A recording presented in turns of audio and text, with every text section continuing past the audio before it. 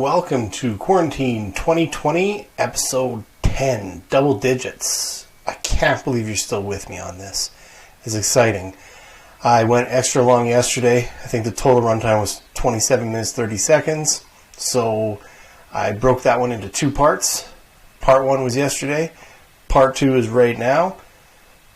Some incredible stories coming up. I really hope you watch the whole thing. The one at the end is probably one of the greatest stories about me ever told. So enjoy. You've shown up late to a wedding. I thought about this when Krista read it to me. I thought, I showed up late to a wedding. And then I looked at her and I went, oh, yeah. And she went, yeah, your own wedding, moron. And I did. I was late. I was about less than 15 minutes late for my own wedding. We got married in Qu'Appelle, but we were living in Fort Qu'Appelle. We had to drive from Fort Qu'Appelle in the morning, me and all my groomsmen. There's three of them. To drive from Fort Qu'Appelle to the farm at Qu'Appelle to wash the car that we were driving after the wedding. Then we had to drive to Regina to get my best man, Travis. Then we had to drive back to Fort Qu'Appelle to get ready. We forgot that no one had eaten, so we stopped at the Subway in Fort Qu'Appelle, and the woman making the subs was the slowest Subway person in the history of time. And that's who made us late. We ended up only about 15 minutes late after a harrowing drive down the number 6 between Fort Qu'Appelle and Qu'Appelle. It was terrifying. You've gone to the store to get one specific thing and ended up buying everything but that thing. I don't know if there's a time that I don't do that. I get a list. And I go into the store and I buy everything on the list. If I ever go in and I don't have a list, I could literally come home with anything. It's really a crapshoot. I had a fridge full of groceries and still ordered takeout. Pass. And can't talk about that one. You've forgotten to pay a bill. I don't think I've ever forgotten to pay a bill. There was a time when I was in university, I went to go and park in the College West parking spots, and there was no parking spots available, which was impossible because they only gave out enough parking passes for people that lived there because it was a residence, so people parked overnight. And I came home on a Friday night, and there was vehicles parked in there that didn't have passes. So I went and talked to the security guard and said, I've parked in this lot instead because that one's full, and I have a pass to park here. And he said, yeah, no problem, make sure you don't get a ticket. And then 6 months later, my parents were emailed a summons for me to come to court for paying a parking ticket. And it turns out it was that situation. And I actually went back to campus security, and they got rid of it for me, and I didn't ever have to pay anything for it, which I think is pretty shocking for people. And you've accidentally killed a houseplant. Not accidentally. If I killed a houseplant, I did it on purpose. I have no inclination to keep a houseplant. You've accidentally killed a pet fish. Okay.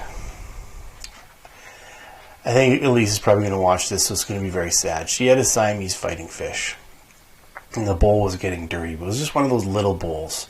So rather than use the filter thing to clean it out, I thought I'll just empty it out, put the fish in its original water, and then slowly added in the thing you're supposed to do with fish to make sure that when you can transition them into different water.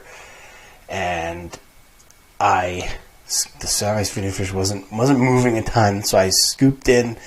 We were in the bathroom, and I had it on the counter right by the sink, and I scooped out the fish, and I had a bag that Elise was holding beside me. It could have been Olivia, I forget. But I had the Siamese fighting fish in my hand, and I went to go and put it into the bag, and the thing jumped, landed in the sink, went down the drain.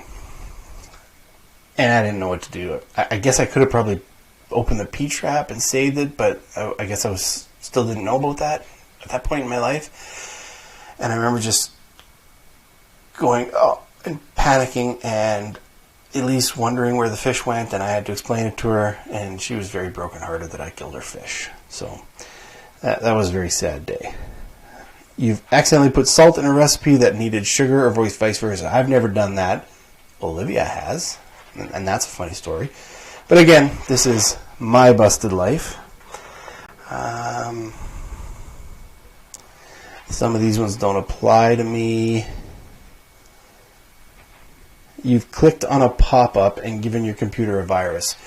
I'm sure everybody has at some point, and not in the last 10 or 15 years. I remember when I was first teaching my very first job, way out of town. Chris had come into the school with me on the weekend because I was doing a bunch of work, and she and I were on a computer, and there was 10 computers in that building that had internet the first year I started teaching, and it was dial-up internet. And so we were relatively new to the internet, and this thing popped up and said, "We got a cruise. You want a cruise?" And Chris and I were like, "Yeah, we'd love to go on a cruise." So we sat on the phone for an hour before we found out that you didn't win anything. You just had to pay for a cruise. So that's about it. I mean, there's been times where I've clicked on them and ended up with a bunch of malware, but not terrible. You signed up for a free trial, but then ended up getting charged because you forgot about it. I had a Leader Post subscription, an e-Leader Post subscription for like 6 years that I never read one Leader Post. And I just kept trying to get it canceled and forgetting or not doing it. Super irresponsible. You've cut yourself shaving. Yeah, I recently gone back to cutting it right down to the wood with a straight razor. I shave every 3 or 4 days now. And I used to do this about 10 years ago. And I was on a camping trip, and I was shaving in this tiny little camper-size shower, and I was trying to shave my head, and I nicked myself at the top back here. And if anybody's ever cut themselves on their head, it bleeds almost more than any other part of your body, and it just bled and bled and bled and bled. And I think I had a Band-Aid on there for 3 or 4 days, and the blood was starting to soak through. It was so much blood came out of it, and I remember I ended up getting a look at it with a mirror, and it was just Swiss cheese back there. I didn't just cut it a little bit. I dragged it across and really hacked it up. So you've forgotten to wash your sheets for more than a month. Not since I've been married.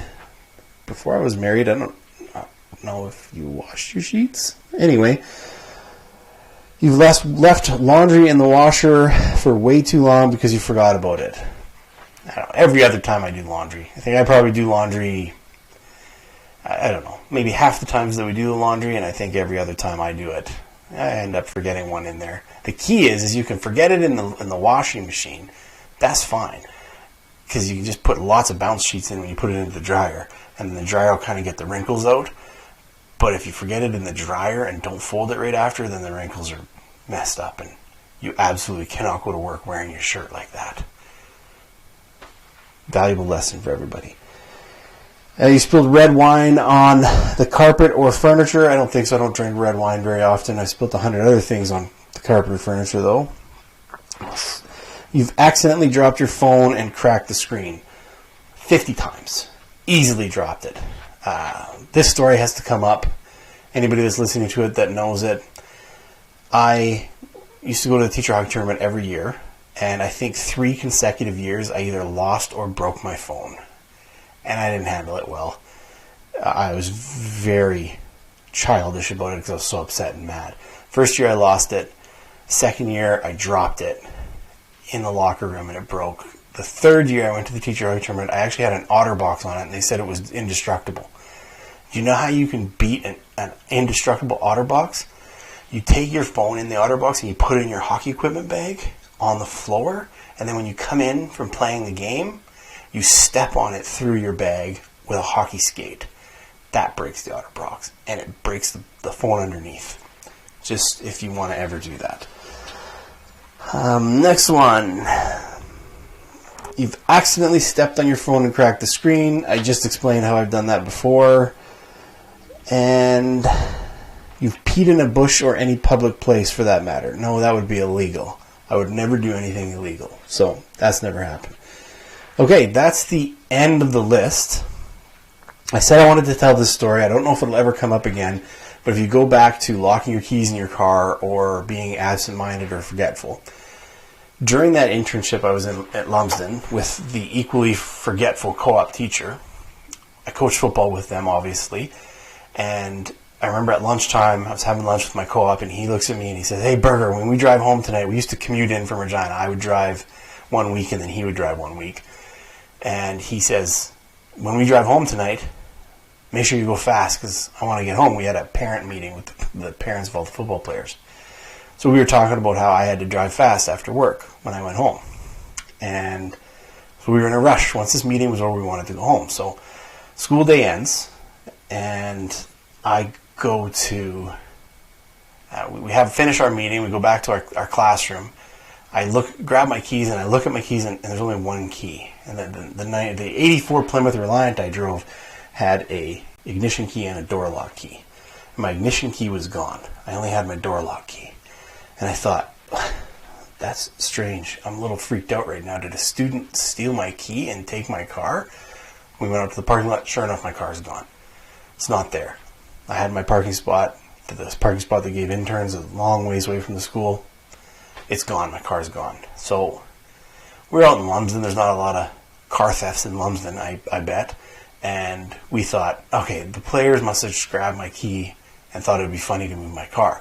So being the idiots that we are, we catch all the parents who are still leaving the parent meeting, and we were saying, "Hey, could you guys talk to your sons? Let's let them know that it's funny, haha, you stole Mr. Barron's car. Could you just tell us where it is? We want to get home." They phone every single one of their kids. So now the entire football team knows that I don't know where my car is. They come on, they're pretty good kids. They all come on there and help us find it. They're like, "Wow, someone stole Barron's car. We got to go help them find it." So my co-op and I decided I'll go with one parent, and we'll drive around town and see if we can find it. And he'll go with a different parent, and we'll drive a different part of town and see if we can find it. So we're driving around looking for my little red Plymouth Reliant. And we're driving at some part in Lumsden, and I remember looking up and going, "There's my car. It's parked up there. That's a little red Reliant." And it was a red Reliant. And we pull up beside it, and I'm about to get out to look and see if it's actually mine. And the other parent that's got my co-op in it pulls up beside us, stops. My co-op looks into the car and goes, "Hey, Burger, newsflash, I drove today." So my car hadn't been stolen. I'd left it was getting fixed, and I'd left my ignition key with the garage, the mechanic that was fixing it. And both of us thought I drove that day, and I didn't. He'd driven. That's why my car wasn't there. His car was there. He was driving past the school with the parent that was driving him, and he looks into the parking lot and goes, "Man, somebody got a Jeep just like mine. Oh, wait, that is my Jeep. Oh, shit, I drove today." And the best part about it all was every single person knew about it. There was no way we could just kind of try and get these two parents to not say anything. No, the entire football team knew about it. So we had to tell them what happened. It's one of the dumbest situations I've ever been in my life. So I hope that one filled out right. That's it. That's all the questions. There's probably a bunch of other ones. Feel free to comment on the ones that you thought were the funniest, and I can maybe expand on them as well later. Thanks for listening. Have a great night.